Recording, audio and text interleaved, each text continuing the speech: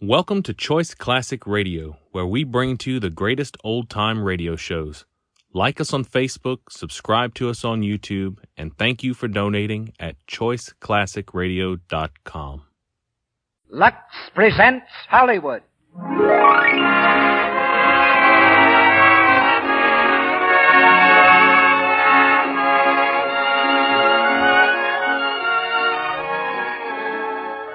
The Lux Radio Theater brings you Claudette Colbert and Don Amici in Midnight. Ladies and gentlemen, your producer, Mr. Cecil B. DeMille.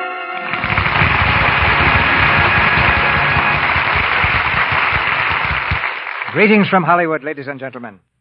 Our play tonight is the comedy of a gay masquerade, and of a reckoning that comes, as it must to all masquerades, when the clock strikes 12. It's the story of a young lady who completely hoodwinks international society, but can't deceive her own heart, and that turns her adventure into a love story. The United States has entertained a good many counterfeit titles from Europe, so perhaps it's only squaring accounts if an American girl takes the title of baroness and makes the more or less polite society of Europe entertain her. And when the bogus baroness is Claudette Colbert, of course any sensible European would outdo himself to place the continent at her feet. Claudette and Don Amici starred together in Paramount's delightful motion picture production of Midnight, and we didn't even try to improve on that kind of casting. Claudette comes to us before going back to work at Paramount in the picture Arise, My Love. As her relentless pursuer, Don Amici takes the wheel of one of the most terrifying machines in the world, a French taxicab. And that's a perfect setup for a gay whirl through the boulevards and bright lights of the Paris of a few years ago. Midnight is a play that will banish worry from the living room tonight as efficiently as Lux Flakes always does from the kitchen. Millions of women already know that secret, but for the few who don't, Lux Flakes will be a wonderful discovery. Now, if your tickets are in order, we'll start for Paris. A trip that will take just about as long as it takes to raise the curtain here in the Lux Radio Theater.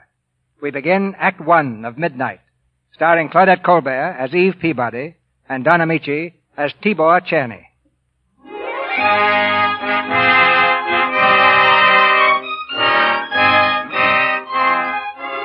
A few years ago, when one spoke of Paris, it was always Paris in the spring or Paris by night, conjuring up visions of gaiety and romance.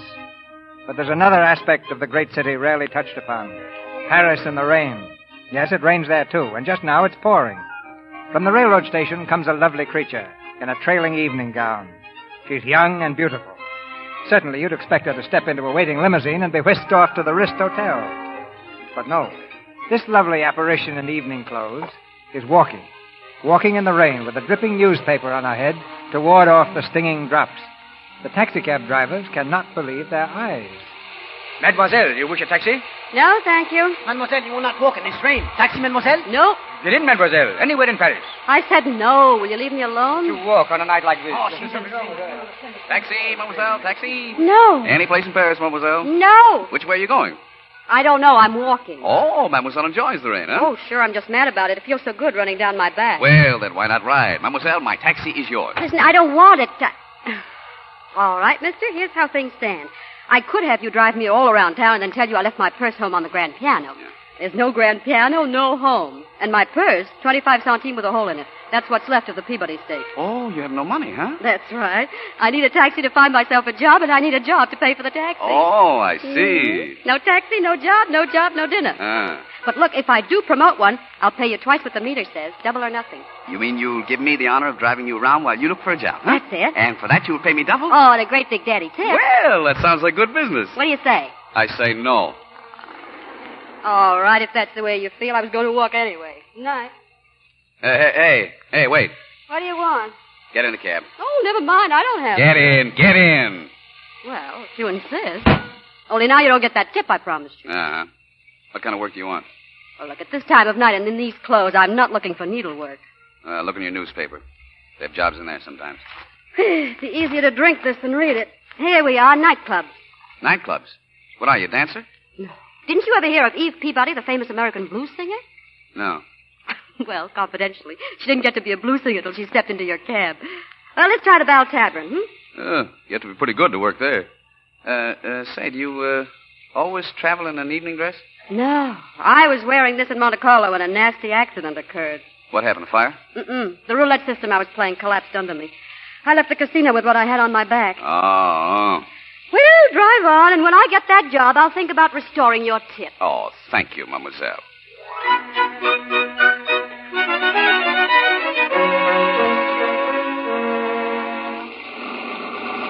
Oh, the Belle Tabourine, no job. Club Big Al, no job. Bolero Club, no job. Moulin Rouge, no job. No job. All right. I guess mine is strictly a bathtub voice. How much is on the meter? Oh, it's just a little matter of 80 francs. Well, where do you want to go now? 80 francs? No, that's enough, Skipper. I'm sorry I got you into this mess. Yeah, it's all right. Where to now? Back to the station, please. What are you going to do back there? Sit in the waiting room. Waiting for what? For tomorrow morning. No, you can't do that. You come with me, I'll buy you dinner. Oh, now listen. You lost the gamble. You don't have to feed it. I don't like to think of a woman sitting around the station with an empty stomach. Oh, I know. This is the pumpkin coach, and you're the fairy godmother. Cut it out. I'm going to buy you a cheap dinner. You don't even have to thank me for it. Okay, Skipper. Thanks.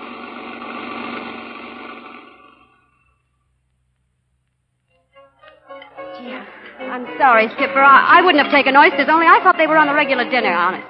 Forget it. No, it was a dirty trick, Skipper.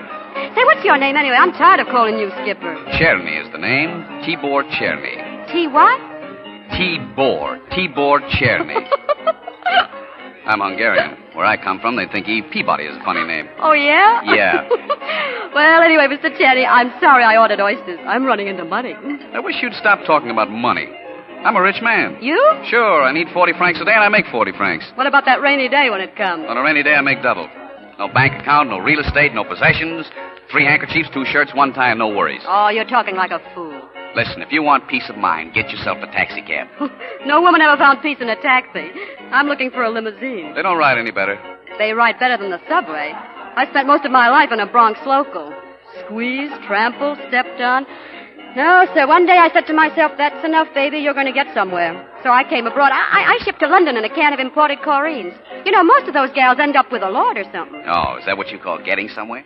It's a step in the right direction. I landed a lord, almost. Almost. Well, his family got between us. His mother came to my hotel and offered me a bribe. Offered a bribe? Well, you threw her out, I hope. But how could I with my hands full of money?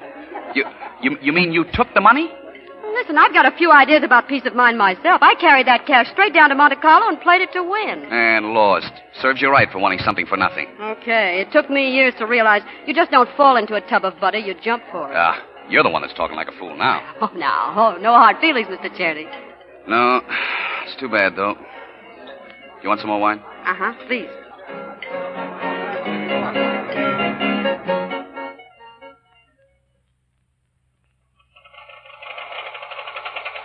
What's the matter?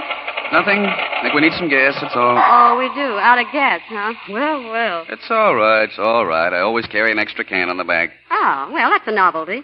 Say, where's that railroad station anyway? Oh, we passed that. You're going to sleep at my place tonight. What was that? I said you're going to sleep at my place.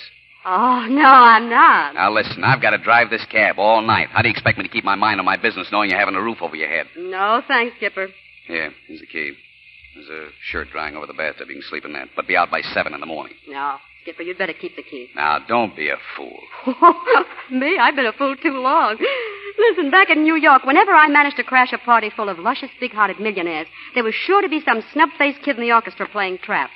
So around 4 in the morning, when the wise girls were skipping off to Connecticut to marry those millionaires, I'd be with him in some night spot learning tricks on the kettle drum. And he always had a nose like yours. Was there anything wrong with my nose? Mm-hmm. I like it. Do you mind? Oh, no, we're no good for each other, Skipper. We're going in different directions. Yeah, that's what you think. I'm going to get that gas in the tank, and then we're heading for my place. You just sit tight. Okay, Skipper. Be right back. No, a girl like you shouldn't be running around Paris all alone. First thing you know, you'll be getting into trouble. Suppose you don't find a job. What do you do then? Can't sleep in the railroad station all the time. And what about those clothes? When you try walking around in the daytime with an evening dress? How far do you suppose you're going to get dressed up like that? Hey, what's the matter? You asleep? I said, how far do you suppose you're going to... Hey, where'd she go? Hey, Peabody. Eve, where are you? Hey, where are you? Eve, where are you?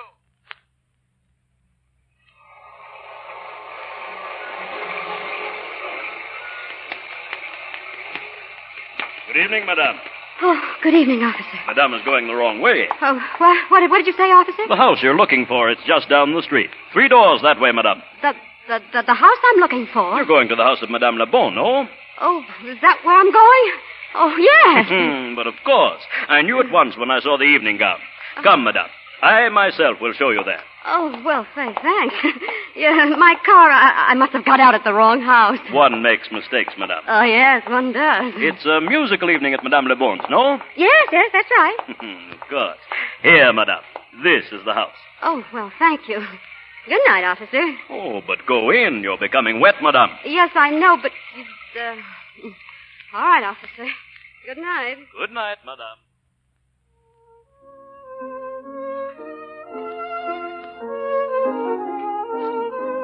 Good evening, madame. Oh, hello. Are you looking for a seat? I don't believe this one is taken.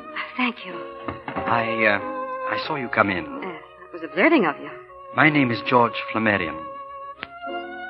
George Flammarion? Dull evening, isn't it? Not up to now. I don't believe I've seen you here before, madame.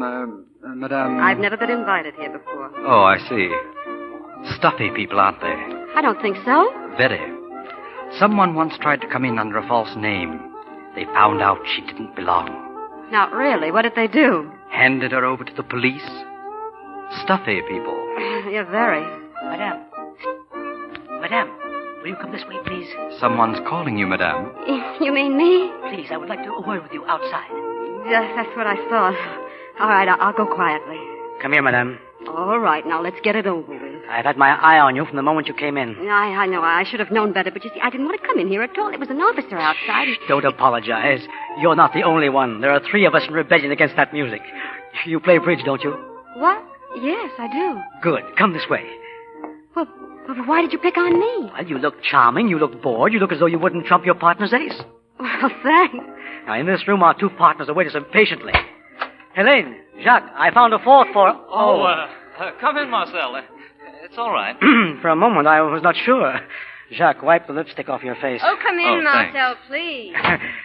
Helene, I found a 4th. Madame Flammarion. May I present Madame... How do you do? How do you do, Madame, the Czerny? Madame Czerny? Yes, Czerny. Madame, may I also present Jacques Picot, one of the most dangerous men in the room. How do you do, madame? How do you do? And I am Marcel Renaud. How do you do? Sit down, everybody. Shall we cut for deal? Will you do me the honor of being my partner, madame? Thank you, Mr. Picot. Well, what are we playing for? Our usual stakes, Marcel. 5 francs a point. 5 francs? Well, 5 francs is a bit tame if you'd care to make them higher. Oh, no. It makes no difference to me. Your deal, Madame Czerny.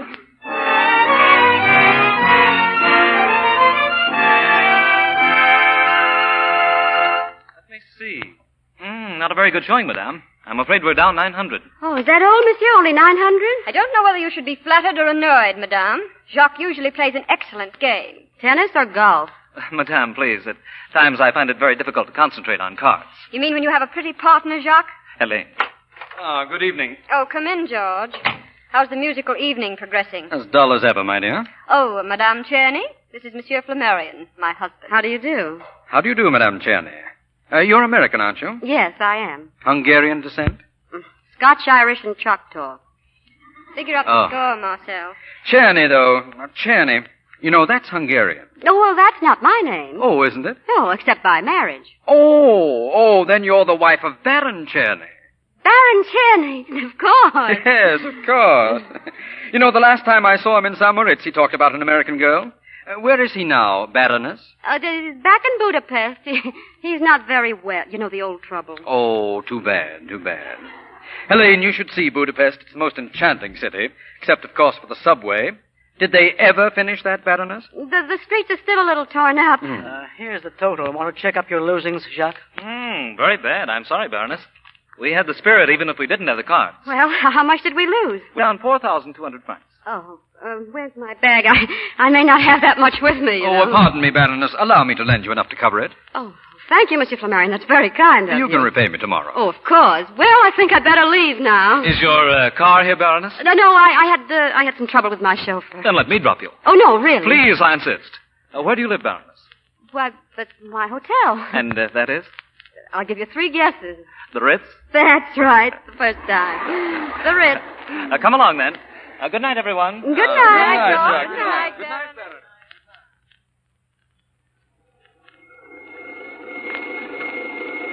Well, this is it. The Ritz, wasn't it? Yes, thank you so much. Don't bother to see me inside. It's terribly late. Oh, no. My mother taught me always to see a lady to her door. Oh, thanks. Well, good night. Oh, no. You can't get rid of me as easily as that. How do you know what dangers may lurk in the hotel lobby? I know exactly what dangers lurk in hotel lobbies. Come on. Look, now, I'm going to stay in the lobby for a while. I have something to do, a telegram back home. You see, my husband hasn't been well, a night letter. Well, write it out, Baroness. I'll get you a key. Oh, look, don't you know when to go home? No. Oh. Clerk, the key for Baroness Czerny, please. Yes, monsieur? It may be in the name of Smith. You know, my maid sometimes makes a mistake. Ah, here you are. The Baroness Czerny, room 217, 219. What did you say? The Baroness Czerny, room 217, 219. What's the matter, Baroness? Don't you know your own room number? Well, yes, of course. Now we'll send that wire. No, you needn't bother. I'll write it upstairs.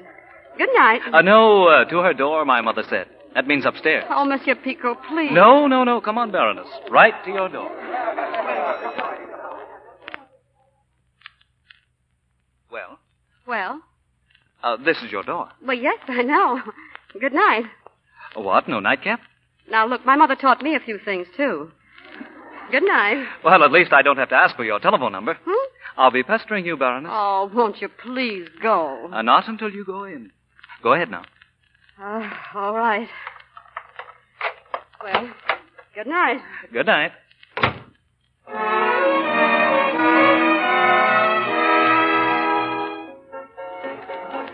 Now, listen, fellas, here's the idea. Now, wait. Hey, cut out that piano, will you? All right, now, fellas, quiet. Quiet, now. I'll explain it once more. We're all taxi drivers. That means we get around a lot. All right, now, each of us puts in 5 francs, and the guy that finds it gets the whole thing. Now, say we get 1,000 of us. That's a purse of 5,000 francs for the winner. But, Stevedore, how can we find one woman out of all Paris? Why not? There are only 4 million people here. And only half of them are women. It's easy. That's right. All right, now, look. Listen, she's an American girl named Eve Peabody. All she's got is a gold evening dress. She hasn't got a cent to her name, so she can't get out of town. All right, now, spread the word around. Keep your eyes open. Go to the consulate, the embassy, the hotels, the night spots, theatrical agencies. All right, now, come on, each of you. Put in 5 francs. Here's mine. That's it, fellas. Put it in here. 5 francs. Come on. 5 francs. In here.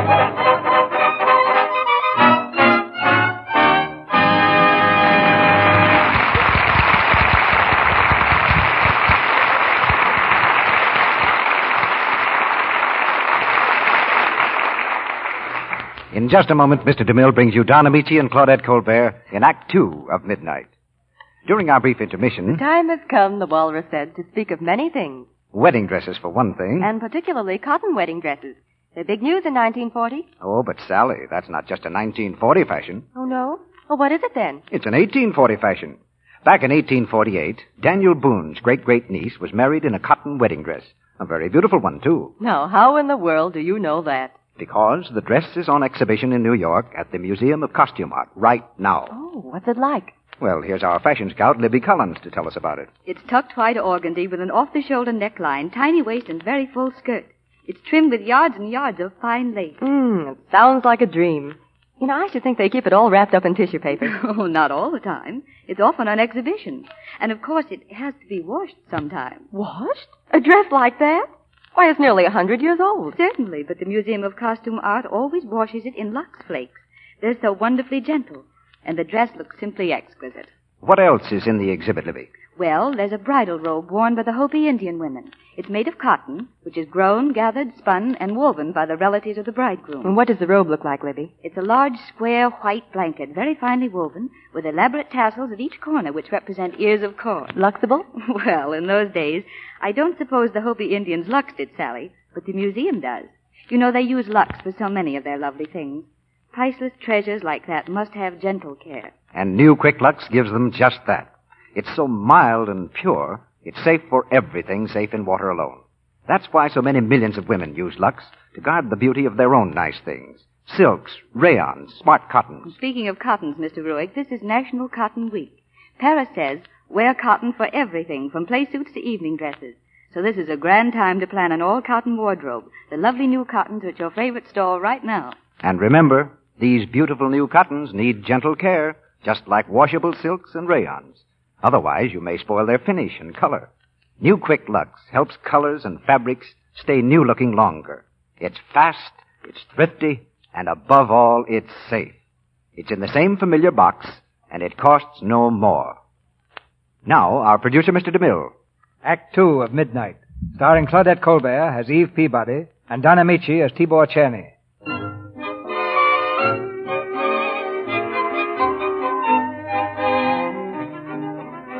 Eve Peabody, the American blues singer, has been suddenly and mysteriously transformed into the Baroness Czerny.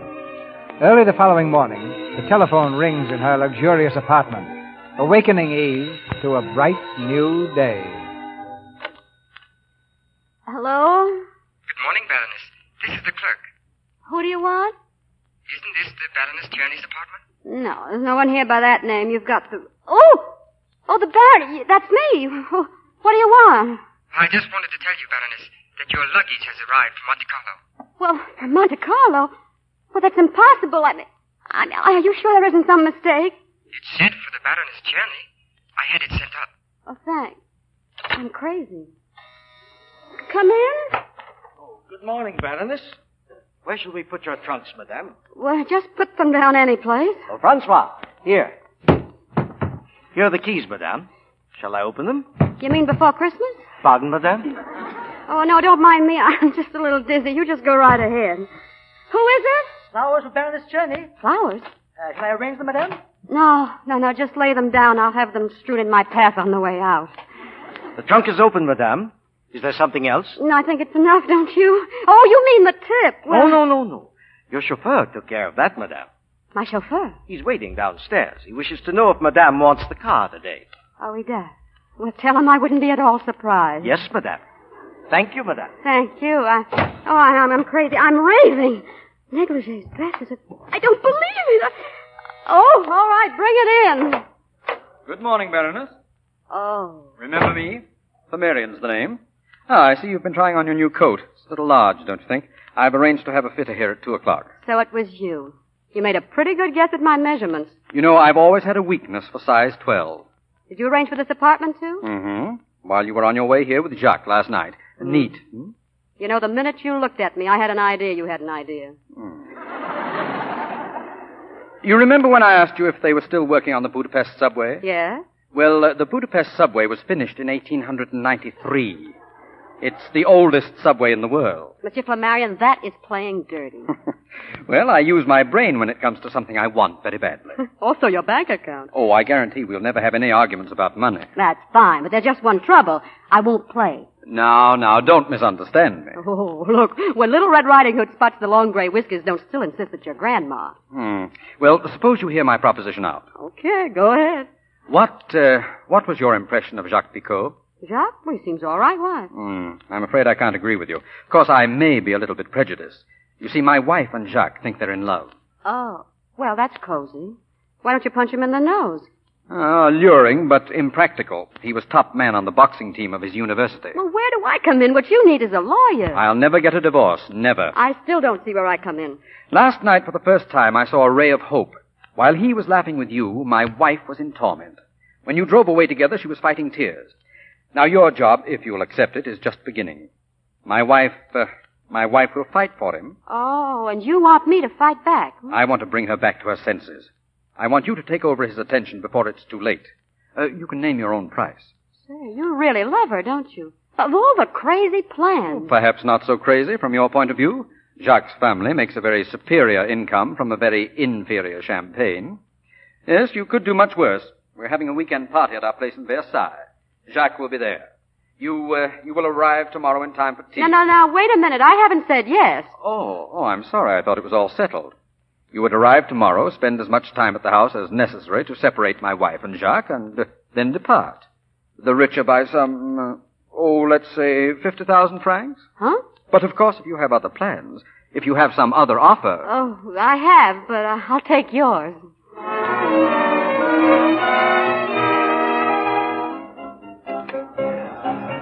All right, come on, fellas. Anybody else want to get in the pool? Put up 5 francs and win 5,000. Who's next? Come on. Tibor, let me do it. Tibor, where's the money? I found her. Give me a cognac. But what did you say? I found the girl. 1 cognac. Well, come on. You can talk without a cognac. The cognac is for you, Czerny, when you hear what I've got to say. Well, say it. Well, she lives at the Ritz. She's got a high-class car with a chauffeur. And would you like to know what her name is? Why, her name is Eve Peabody. No, it isn't. Not now. It's Czerny. Czerny? My name? The Baroness Czerny. Give me that cognac.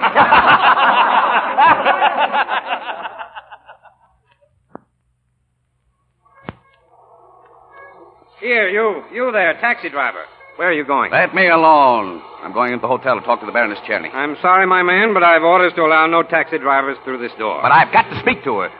She ordered a taxi. The Baroness Czerny has not ordered a taxi. She is out of town for the weekend. Where? We do not give out information regarding our guests. Where? Move along, my good man. Are you going to tell me? No. All right, then. Here, stop blowing that horn. Stop it, I say. When I get done here, you won't have a guest in your whole hotel. Stop it. Where is the Baroness Czerny? I don't know. Then find out. If you don't, I'll blow this thing all day. All right, I'll tell you. She is at the Chateau Flammarion at Versailles. Where? At the Chateau Flammarion at Versailles. Thanks. That's all I wanted to know.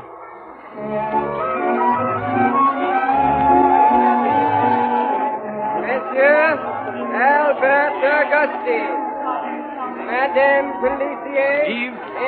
Eve, how is it going with Jacques? All right, my dear? Oh, fine. In fact, a little better than that. That boy ought to have his brakes relined. Yes, I know his speed. You know, this afternoon he suggested we cruise the Mediterranean on his yacht, and this morning he appeared with an emerald as big as a gumdrop. I'll take it out of your salary. Oh, don't worry, I refused it. Why? Get everything you can out of this deal. That's what I'm doing. You want to know something? I have a crazy idea Jacques may ask me to divorce my husband. And marry him? You don't know Jacques Picot. Ha, you don't know Eve Peabody. Excuse me, George. I'm supposed to meet him in the garden. Ah, my wife will be furious. Good luck, darling.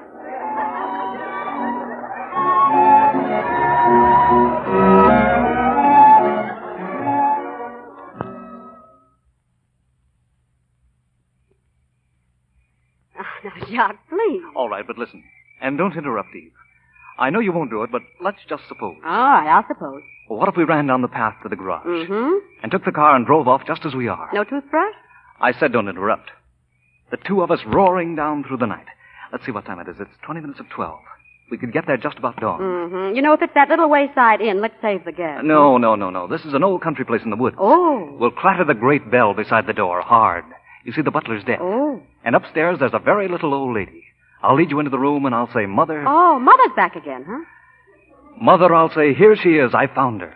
And the dawn will be pale behind the oaks. It won't be as pale as Mother. Mother, I'll say, it's this one or no one. Baroness Czerny. Oh, yes, George. Baroness, you promised me a dance. Did I? Yes, a midnight dance. But they're not playing. Well, it's midnight. I've got to speak to you. Oh. Jacques, will you pardon us? Well, after all... I'll bring her right back, Jacques. Just wait right there. Well, don't be long. What is it? What's all the excitement? Listen, the ground has just opened up under our feet. Your husband has arrived. What'd you say? Your husband has arrived. I have no husband. I know it, but he just arrived. Well, what are you talking about? Listen, a man just came in. He was announced as the Baron Czerny. He's inside now. What did he look like? I didn't stop to find out. Come on, you've got to meet him. Oh, now, wait a minute. I can't go in and meet a strange man and tell him I'm married to him. How can I? Oh, thank you, madam. I'm sure I'll find Here he comes. It's the skipper. Oh, here you are, Eve. Look who's come. Oh, why, Tibor. Eve, my darling. Tibor, I'm so surprised. Yes. No kiss for your husband, darling? Baroness. How come you're driving a taxi? I climbed up to it by easy stages. Ah, there's nothing like a little wife who's interested in her husband's career. Come here. Oh, cut it out, Skipper. Eve. Eve, darling. Please go away. You can't run away from what started between us. I know we're right for each other. I know it deep down in my bones. Don't you? That's why I didn't accept that room of yours. There were no strings on that.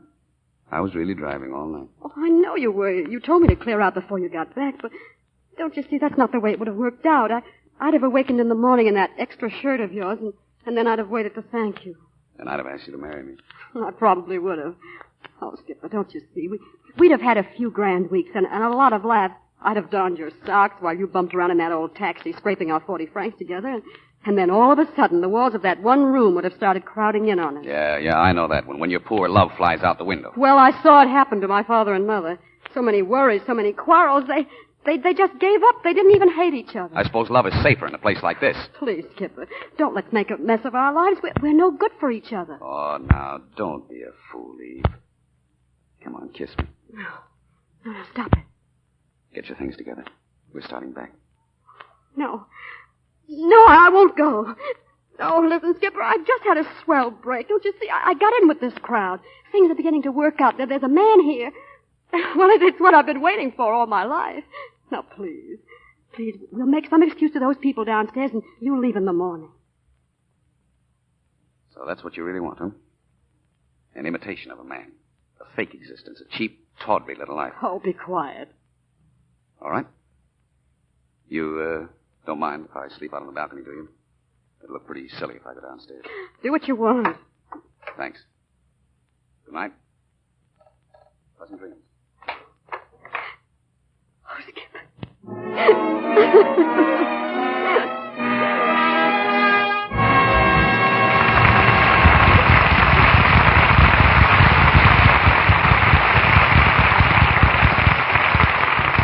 The curtain falls on Act Two of Midnight with Claudette Colbert and Don Amici. During this brief intermission before Act Three, we present a musical portrait of Mary. Mary was as busy as a bee. All day she typed. She ran errands. And at night, she went dancing. She was very happy except for one thing.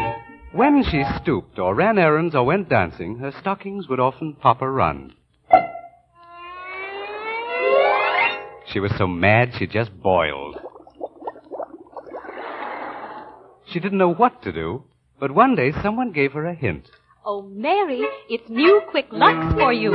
It cuts down runs, save money, too. Yes, New Quick Lux does cut down on runs. You see, stockings have to be elastic to stand the strain you give them every day. With gentle New Quick Lux, there's no harmful alkali, no cake soap rubbing to weaken threads. It saves their precious elasticity, so that when you kneel or stoop, your stockings stretch instead of breaking into runs so easily. They wear longer. Now, it's easy to give stockings Lux care because New Quick Lux is so fast. It's thrifty, too, goes further. Even in hard water, it gives you more suds, ounce for ounce, than any of 10 other leading soaps tested. New Quick Lux comes in the same familiar box, and it costs you no more. So get a big box tomorrow and Lux your stockings every night to cut down runs. We pause now for station identification. This is the Columbia Broadcasting System.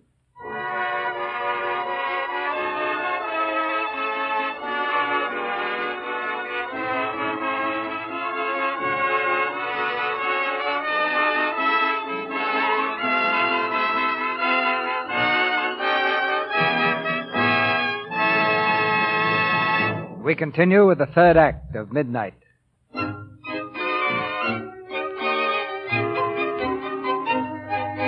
It's early the following morning. In the bright sunshine on the terrace, Jacques Picot sits at the breakfast table, a perfect picture of dejection.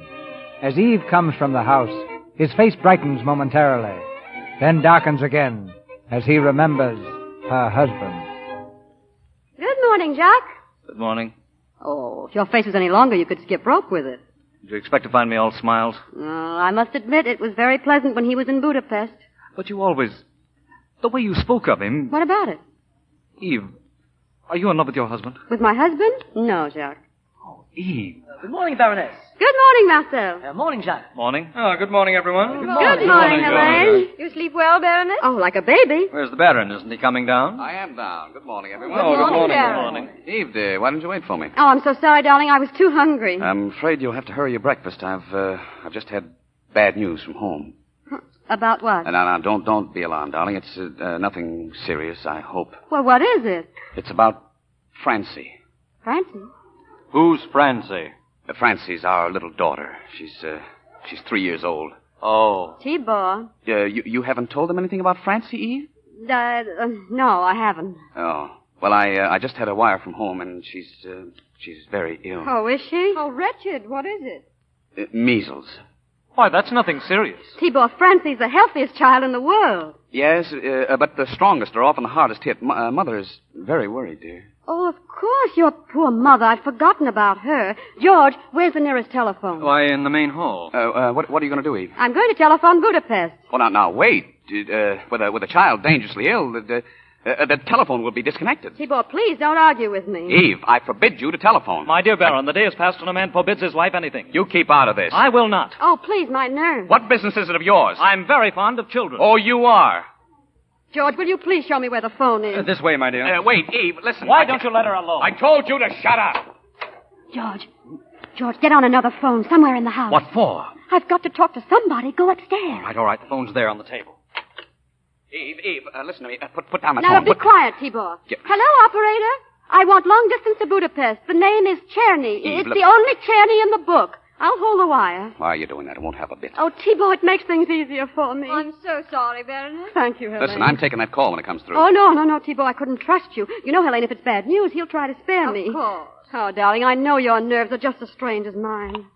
Hello, Eve. Hello, is this Budapest? Yes, George Budapest. I'm upstairs.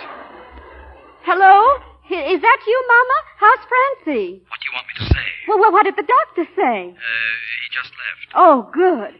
Tibor, the baby's temperature's gone down. The spots have practically disappeared. Huh? What did you say, Mother? It isn't measles at all. No, dear, it's just a plain case of alcohol poisoning. The baby must have had one highball too many. Oh. Yes, she was out all night. We picked her up in the gutter. Oh, how cute of her. Can I speak to her? Hello? Francie, darling. Tibor, it's Francie. Speak to her, dear. Listen, Eve, this is... Darling, it's your little Francie. Now say hello. Hello, Francie. Hello, Dada. Dada. Yes, this is your dada. Send her a kiss for me. Yeah, here's a kiss, dear. And here's one for you, Dada. Well, goodbye, dear. I'll see you soon. Goodbye, Dada. Ah, isn't it wonderful? It was just a heat rash. We don't have to leave at all. You snake, I'll show you. Tibor, where are you going? I'm going upstairs. But your breakfast, dear. I don't want any breakfast. Oh, poor Tibor. He was so worried. Of course. Do come and sit down, Baroness. Jacques, finish your breakfast, dear. Well, I'm glad you don't have to go, Baroness. Well, everything all settled? Oh, George, isn't it wonderful? The baby's better. Splendid. Helene, where are the plover's eggs you promised me? Oh, I'm sorry, Marcel. I ordered them. Maurice? Yes, madame. Maurice, what happened to the plover's eggs? They didn't arrive, madame. We tried to get in touch with the market, but the telephone has been out of order ever since last night. What's that, Maurice?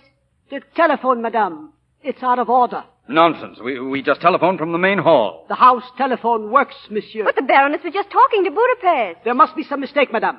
I wasn't able to use the telephone 10 minutes ago. But Baroness, Oh, I'm afraid he's right, Madame Flammarion. I wasn't really talking to Budapest. You weren't? But we all heard you. Of course you talked to Budapest. No, I didn't, Jacques. And I'm going to tell you something even more surprising. Tibor and I have no daughter. What is all this? Are you feeling quite well, my dear? Oh, perfectly, but I shouldn't trouble you with my unhappy marriage. Forget what I said. Oh, do tell us, please. No, it seems so disloyal to poor Tibor. Oh, you can't stop now. Well, all right.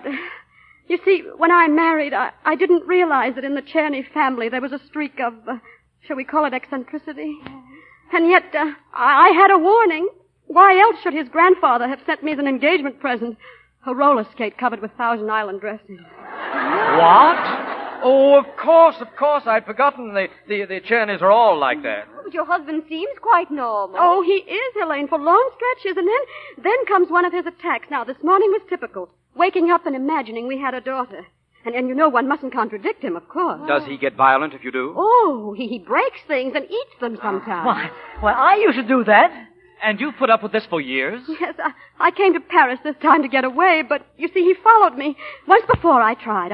I was hiding in Capri. He made a violent entrance into the hotel, disguised as a fisherman, and tried to have me shot as a spy. At least he has imagination. Oh, but there are moments when he's so sweet. One can't help loving him. Oh, you're wonderful, isn't she, George? Amazing.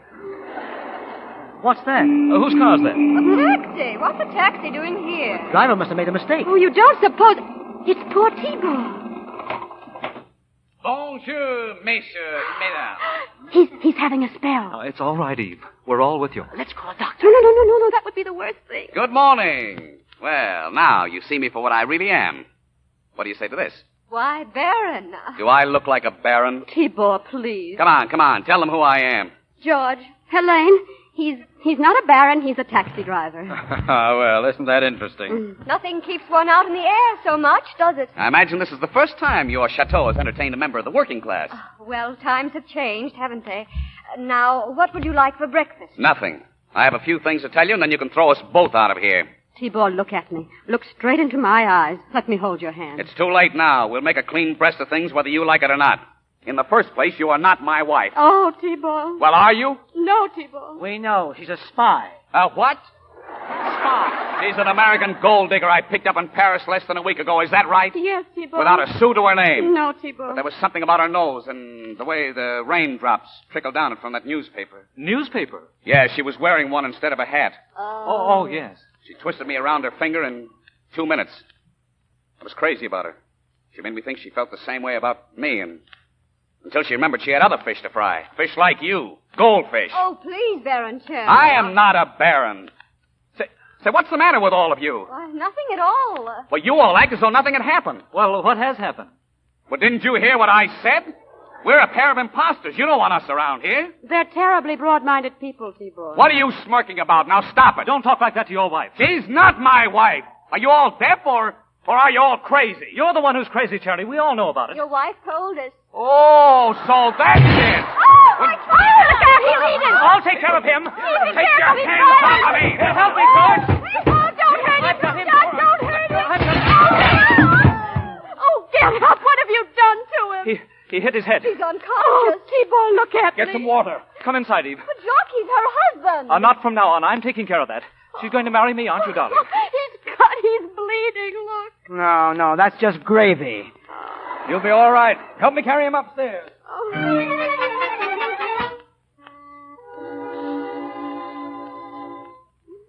Oh, how is he? Is he coming around, George? Fine. Pulse like a trip hammer. Oh, Skipper, look at me. Oh, poor Skipper. You'd better leave the skipper to me. I'll see that he gets back to Paris, all right.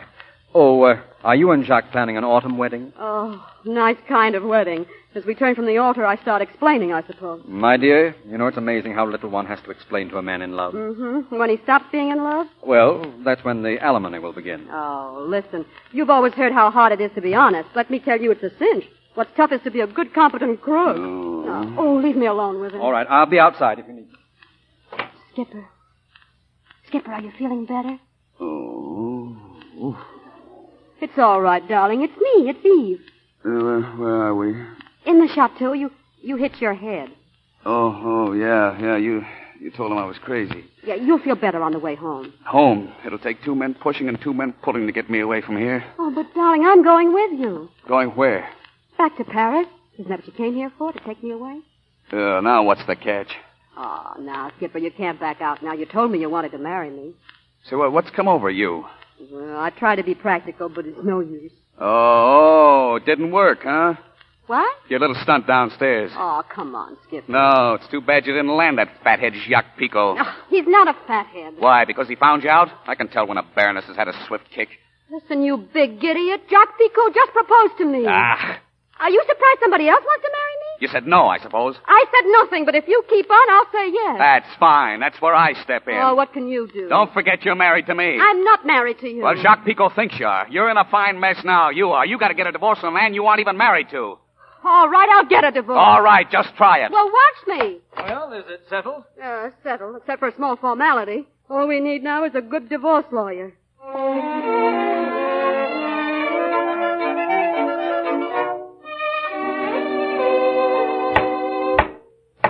The next case on the calendar, action for divorce, Jenny against Jenny. George, I'm scared. What about? Suppose the judge finds out we're not married. Quiet. He won't find out. Oh, George, how are your jails in France? Now, don't worry. But suppose the skipper decides not to play ball. I came up in the elevator with him. He was very friendly. Oh, I don't like that. When he's friendly. Eve, darling. Oh, hello, Jacques. Now, everything will be all right, darling. I hope so. I know it will. In half an hour, you'll be free, and in a week, we'll be married. I'll be waiting. All right. Let me see. In this action, Madame Czerny is represented by... Maitre de Bon. Here. Yes, and the defendant, Baron Czerny? This is a republic. I prefer to be known as Mr. Czerny. Good. Who's your lawyer? I shall look out for my own interests. Among your papers, I don't seem to find the marriage certificate. There is none. They were married in Shanghai. Oh, married in Shanghai. I admit the marriage. Well, you'd hardly be asking me to divorce you if you'd never been married, would you? Yes.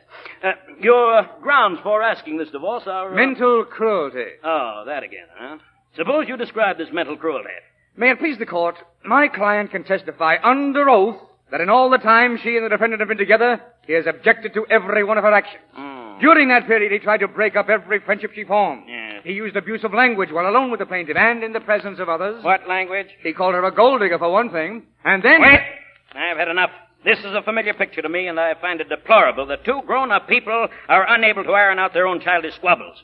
There's a very healthy law in Albania, I think it is, that a husband may bring his wife back to her senses by spanking her not more than 9 blows with any instrument not larger than a broomstick. What do you say to that, madame? Oh, I say it's a fine rule, Your Honor. A husband should have that privilege, and no wife would resent it if she knew he loved her. Your Honor, did he ever say, I love you? Not once. Not when I was ready to give up everything and scrub floors for him if that was necessary. Oh, now, I was wrong in the beginning, I admit that.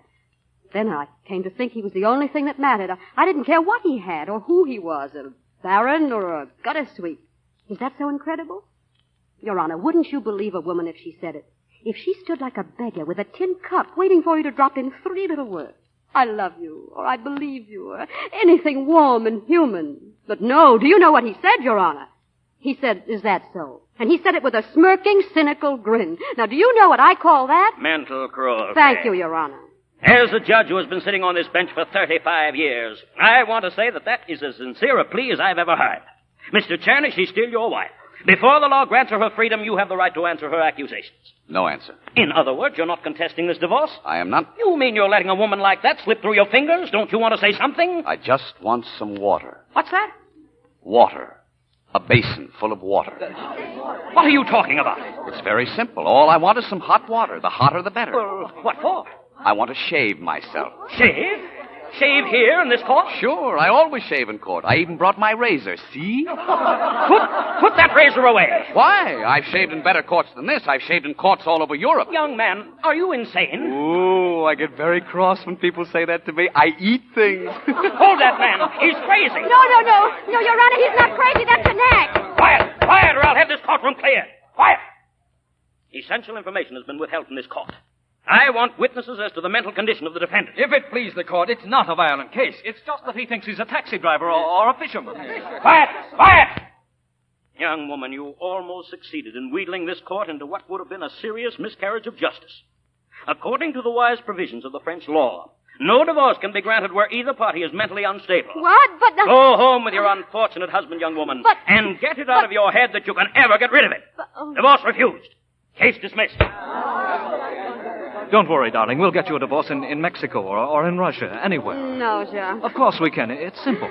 Jacques, you've had a stroke of luck. What do you mean?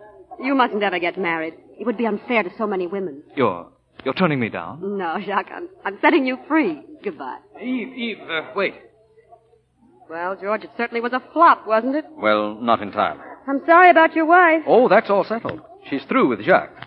She's waiting for me at home. Oh, well, it's nice somebody got a break. Goodbye, George. Thanks for everything. If you need some money, I shall No, thanks. I'll be all right. Goodbye. Hello, mademoiselle. Taxi, mademoiselle? Mm-hmm. That was a nice act you put on, Skipper. Yeah, I thought it was all right myself. Taxi, mademoiselle? No, thanks. Oh, step right in. We're just going around the corner. What for? To the license bureau. Oh, listen, Skipper, you'd better think it over. Oh, I have thought it over. I won't promise to manage on 40 francs a day. Who said 40? With you around, I'll make as much as we want. Anything is possible. Don't argue now. Come on. Well, I'm glad to see you took my advice, young woman. Oh, hello, Your Honor. You have been wonderful, Your Honor. We really didn't want a divorce, did we, darling? No, we didn't, Your Honor. Well, I'm glad to hear it. And where are you going now? To get married. Oh, yeah. What?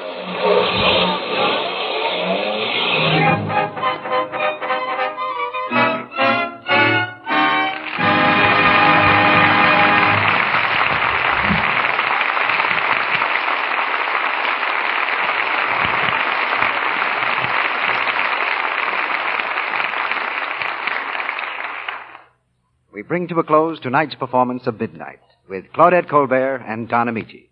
In a moment, our stars return for their curtain calls. But while we're waiting, listen to this. Hear that clock? Morning, noon, and night. 3 times a day, 7 days a week, the dishes have to be washed. You can't get around it. But you can make it pleasanter, the way thousands of women have. That's with new Quick Lux. It helps do away with one of the things women hate most about dishwashing, the red, rough housework look it gives your hands. Yes, new Quick Lux is kind to hands. This was recently proved by hundreds of dramatic one-hand tests made in a laboratory under conditions similar to home dishwashing. 5 different soaps frequently used for dishwashing, including Lux, were tested. 3 times a day for weeks, hundreds of women dipped one hand in Lux suds, the other in suds from another soap. The results were amazing. The Lux hands looked so much softer and smoother than the other hands. Lovely hands are such an important part of a woman's charm. You want yours to stay soft and smooth, of course. So why not try new Quick Lux in your dishpan tomorrow? Will you do that? It's in the same familiar box, and it costs you no more. It's fast, thrifty, and so kind to your hands. Here's Mr. DeMille with our stars. Paris having done its duty by the baroness and the taxi driver, they now return to this microphone undisguised as Claudette Colbert and Don Amici for a well-earned curtain call. Thank you, Mr. DeMille. It was really a lot of fun doing the play here in the Lux Radio Theater with Don. And the same goes for me, Claudette. Well, around here, we've come to look on you two as a sign of spring. Oh, really? Oh, no, I rather like the idea of Don as a crocus. Yeah, well, I don't. What do you mean we're a sign of spring, CB? Well, just about this same time every year, we seem to have a play for you or Claudette. But this year, because of the severe winter in many parts of the country, we brought you here together as a kind of guarantee that spring had come. It's probably starting to snow somewhere right now. You know, CB, it isn't that we doubt your infallibility as a weather prophet, but wouldn't you be on safer ground with, say, next week's show? All right, Don. Next Monday night, we're going to have Olivia de Havilland, Herbert Marshall, and Helen Chandler in Vigil in the Night, the RKO picture based on the novel by A.J. Cronin. In the play, we'll go behind the scenes of a hospital, with Olivia as a nurse and Herbert Marshall as a doctor, and watch drama you never see from the hospital's front door, the fight for life itself. But doctors and nurses do fall in love, just like other people. And that's also part of our play, Vigil in the Night, which we present next Monday night with Olivia de Havilland, Herbert Marshall, and Helen Chandler. It was an exciting picture, C.B. I'm anxious to hear it on the air. Good night. Good night, everyone. Good night. Good night. Oh, that string is out for you two, all the time.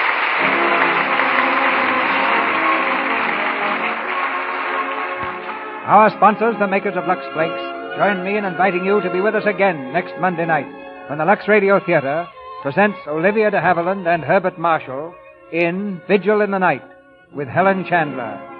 This is Cecil B. DeMille saying good night to you from Hollywood.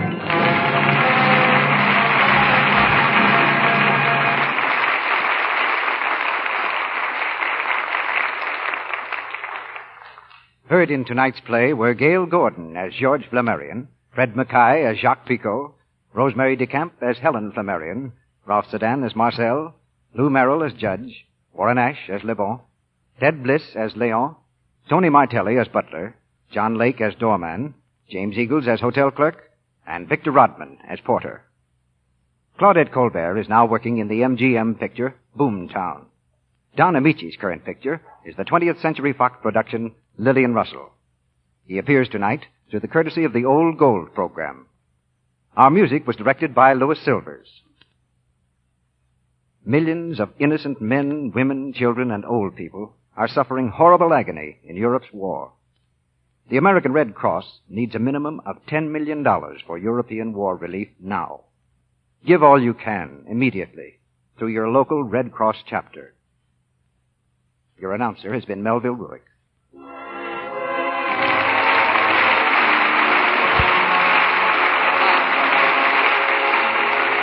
This is the Columbia Broadcasting System.